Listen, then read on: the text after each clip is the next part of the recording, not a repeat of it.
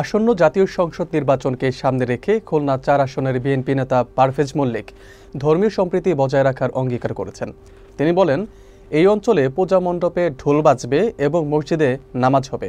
এটাই হবে খুলনা ৪ আসনের প্রধান পরিচয়। দুর্গাপূজার সময় যে কোনো ধরনের বিশৃঙ্খলা এড়াতে তিনি দলীয় নেতাকর্মীদের সর্বোচ্চ সতর্ক থাকার নির্দেশ দেন। বিস্তারিত থাকছে রাসেল আহমেদের প্রতিবেদনে।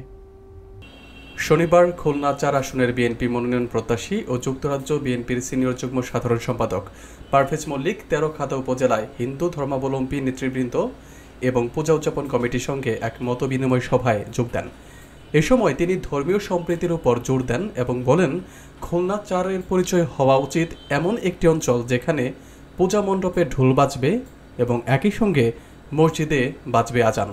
আসন্ন দুর্গাপূজাকে কেন্দ্র করে যেন কোনো বিশৃঙ্খলা না ঘটে, সেজন্য তিনি তার দলীয় নেতাকর্মীদের প্রতি সর্বোচ্চ সতর্ক থাকার নির্দেশ দেন এবং প্রতিটি ইউনিয়নে নিরাপত্তা টাস্কফোর্স গঠনের আহ্বান জানান।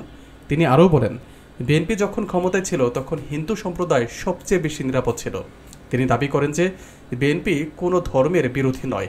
সভায় উপস্থিত স্থানীয় হিন্দু নেতারা বলেন, তেরখাদায় হিন্দু মুসলমানরা বরাবরই সম্প্রীতির বন্ধনে আবদ্ধ। তারা ধর্মীয় উৎসবকে রাজনৈতিক প্রভাবমুক্ত রাখার আহ্বান জানান।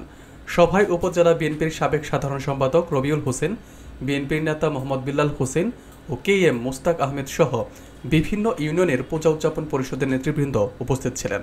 আমি আপনাদের কাছে কৃতজ্ঞ।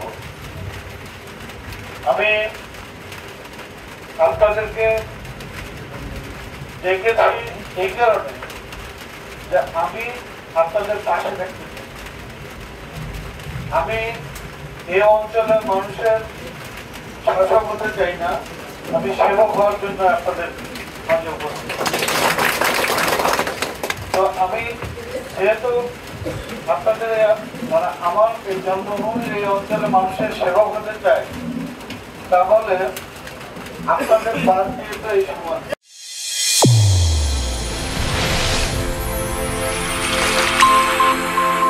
চ্যানেল A1 হৃদয়ের স্পন্দন।